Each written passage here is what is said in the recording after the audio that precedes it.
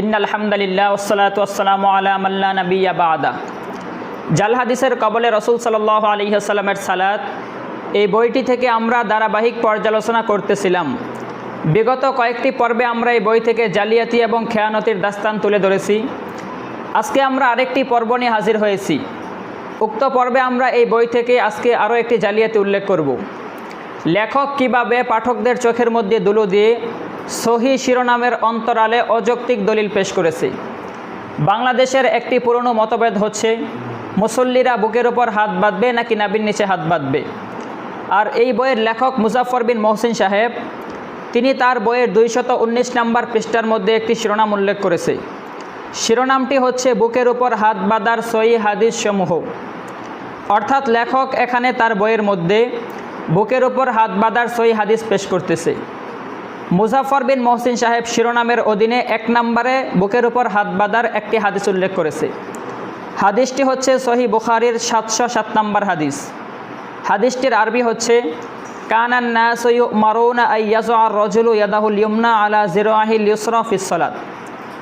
অর্থাৎ হাদিসটির অনুবাদ হচ্ছে, সাল বিন সাদ বলেন, লোকদেরকে নির্দেশ দেওয়া হতো মুসল্লিরা যেন সালাতের মধ্যে ডান হাত বাম হাতের বাহুর উপর রাখে। হাদিসটি সহিহ বুখারীর। লেখকের ভাষ্য মতে বুকের উপর হাত বাঁধার সবচেয়ে শক্তিশালী 1 নম্বর দলিল হচ্ছে এটা। কিন্তু এখন বলুন তো, এই বইয়ের মধ্যে বলা হয়েছে মুসল্লিদেরকে আদেশ দেওয়া হতো তারা যেন ডান হাত বাম হাতের জিরার উপর রাখে। কিন্তু উক্ত হাদিসের মধ্যে বুকের উপর হাত বাঁধার কথা কোথায় আছে? বুকের উপর হাত বাঁধার কথা কোথায় উল্লেখ করেছে উক্ত হাদিসের মধ্যে? 1000 বছর ধরে বুখারী শরীফের অসংখ্য ভাষ্যকাররা তাদের কোনো ব্যাখ্যা গ্রন্থের মধ্যে এই কথা বলেননি যে উক্ত হাদিসটাই বুকের উপর হাত বাঁধা প্রমাণ করে। কিন্তু আমাদের লামাযহাবীরা কোথায় থেকে এটা পেল যে উক্ত হাদিসটা বুকের উপর হাত বাঁধা? এই হাদিসের মধ্যে কোনো নিকটবর্তী ইঙ্গিত তো দূরের কথা, দূরবর্তী কোনো ইঙ্গিত পর্যন্ত নাই বুকের উপর হাত বাঁধার। কিন্তু এই মুজাফফর বিন মহসিন সাহেবদের কাজ হচ্ছে তারা সহি একটা শিরোনাম উল্লেখ করবে, আর এই শিরোনামের অধীনে তাদের মন খেয়াল মতো তারা দলিল পেশ করে যারা পাঠক আছে তাদের চোখের মধ্যে তারা ধুলো দেবে। এই হাদিসটার মধ্যে বুকের উপর হাত বাঁধার কোনো কথাই বলা হয় নাই।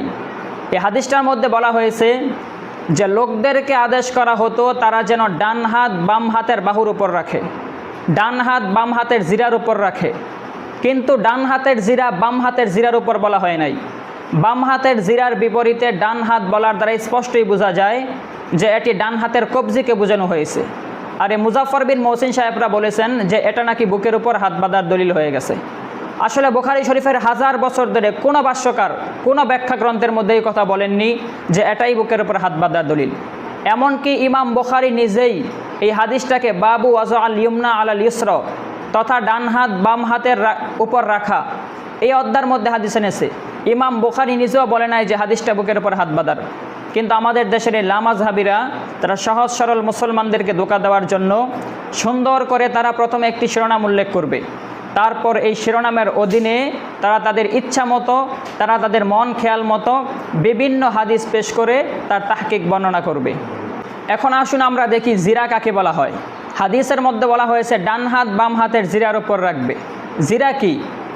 পৃথিবীর মধ্যে বিশ্ববিখ্যাত আরবি লুগাত লিসানুল আরবের জাল অধ্যায়ের মধ্যে বলা হয়েছে যে আজ জিরাউন, জিরা বলা হয় মা বাইনা তরফিল মিরফাকি ইলা তরফিল ইসবাইল উস্ত, তথা ডান হাতের কোনই থেকে ডান হাতের কবজি পর্যন্ত, অর্থাৎ এক হাত থেকে হাতের কবজি পর্যন্ত অংশকে বোঝায় যে এটা জিরা।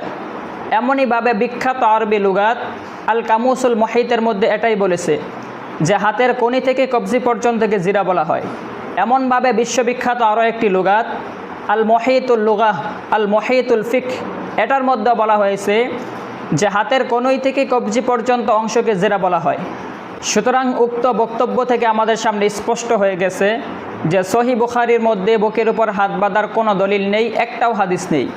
যারা বলবে যে বুকের উপর হাত বাঁধার হাদিস বুখারীর মধ্যে আছে তারা সুস্পষ্ট ইমাম বুখারীর নামে এবং সহিহ বুখারীর নামে মিথ্যাচার করতেছে এবং সহজ সরল মুসলমানদেরকে তারা ধোঁকা দিতেছে।